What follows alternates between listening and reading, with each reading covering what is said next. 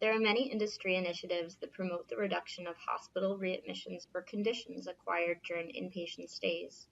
The introduction of CMS's penalty program serves as a motivating factor to comply with clinically proven protocols to increase compliance. 50% of all instances of VTE are caused by hospitalization. Almost half of those are attributed to surgery. If you look at the average number of inpatient stays for a 150-bed facility and multiply that by the average VTE admission rate, we can see that there are over 9,000 admissions per year. If half of those are readmissions and the average cost per case is $23,100, then the average facility sees over $107 million in VTE-related medical costs annually.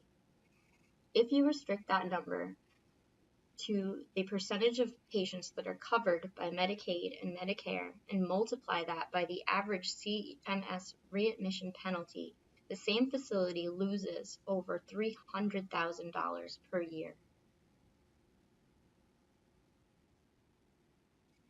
The ENGINUITY VTE protocol was designed using protocol recommendations from the Agency for Healthcare Research and Quality. In Chapter 1 of the Venous Thromboembolism Guide for Quality Improvement, the AHRQ identifies a 5-level hierarchy of reliability and assigns a predicted performance percentage to each level. Level 2 indicates that decision support is not linked within the EMR ordering tools. Level 3 has increased performance by having an integrated best practice. Level 4 is achieved when Level 3 is augmented by additional strategies that not only guide the user to order prophylaxis, but recommend a choice based on existing information within the chart. Level 5 is your measurevention level. Real-time performance data identifies missed opportunities and creates an opportunity to address them immediately. When admitting or transferring a patient within my organization, a VTE protocol reflex set is first added to the admission transfer packet.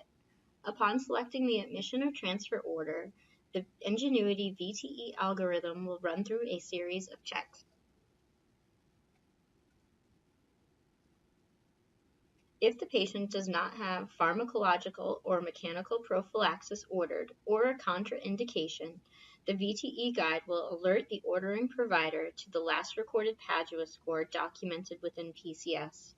Based on the score and clinical interpretation, a prophylaxis recommendation is made.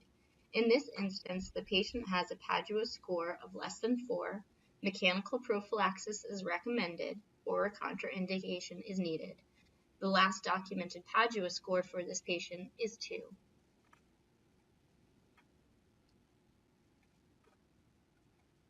From here, the provider is brought into the ordering session where they can select the appropriate prophylaxis order for the patient or order a contraindication. Once an order is placed, the provider will no longer see VTE-related protocol messages during any ordering session. Returning back to the AHRQ's best practice recommendations for VTE organizational compliance, we can confidently predict that the ENGINUITY VTE protocol will increase compliance to over 90%. Optimal compliance can be achieved when using our protocol in combination with MEDITECH surveillance tools and quality boards.